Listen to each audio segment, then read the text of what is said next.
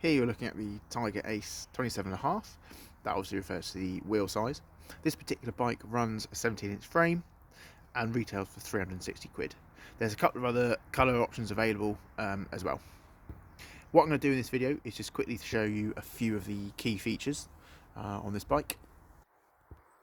Firstly, I want to start with the drivetrain, which runs full Shimano throughout, so obviously Shimano shifters and brake levers. A tawny rear mech, which runs on a 7-speed Shimano freewheel, and a tawny front mech. Chainset is Pro Wheel branded, but is alloy material and is bolted onto a square taper sealed bottom bracket.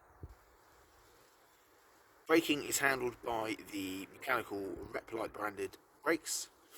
They look very similar to the Tektro options that are out there, but they feel nice and sharp, really good positive feel to them, and actually really straightforward to set up out of the box. The suspension is handled by the Accelerate branded forks, obviously at the front. You get preload adjustment and a mechanical lockout, and they look really nice, quite a premium finish. Quick release dropouts, and that brings you nicely onto the wheel, which is a loose cup and cone, fully adjustable of course. The rims are Accelerate branded, double wall and V-section, so nice and strong, and they run a Schrader valve on the tyres and inner tubes.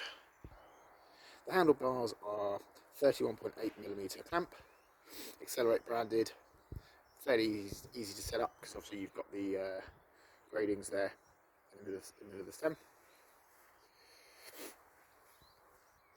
1.8" headset, Nico branded, nice and smooth, again straightforward to set up out of the box. In fact, there's very little adjustment to do on that. And then finally, if you look at the frame, this one, as I say before, is alloy, but they do have a steel option further down the range, obviously slightly cheaper. But this particular one has a really nice finish on it, really nice welds, really neat and tidy. Nice and solid at the front, nicely shaped as well, so you've got a nice teardrop finish here, and then goes down to a box section closer to the bottom bracket. Same with the top tube, nice sort of teardrop finish as you go down.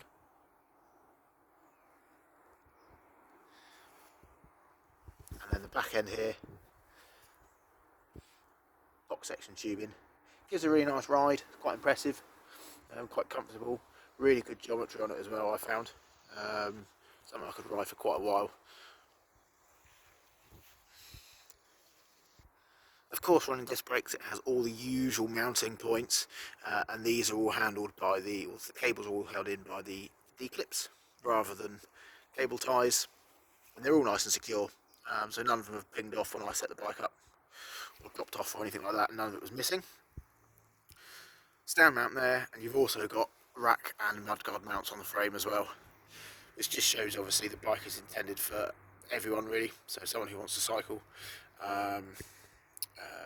leisurely, or take it for a bit of light mountain biking or what have you, but also for the guy who wants to commute on it to and from work or what have you. Total weight of this bike comes in at around 33 pounds, just under 15 kilos, which isn't too bad. I thought it was quite nice, quite a good weight actually, especially considering the price of the bike. It's a nice finish, it's a really good quality bit of kit, looks really smart. I think it actually looks more expensive than it is. They've done a really good job of finishing the bike off.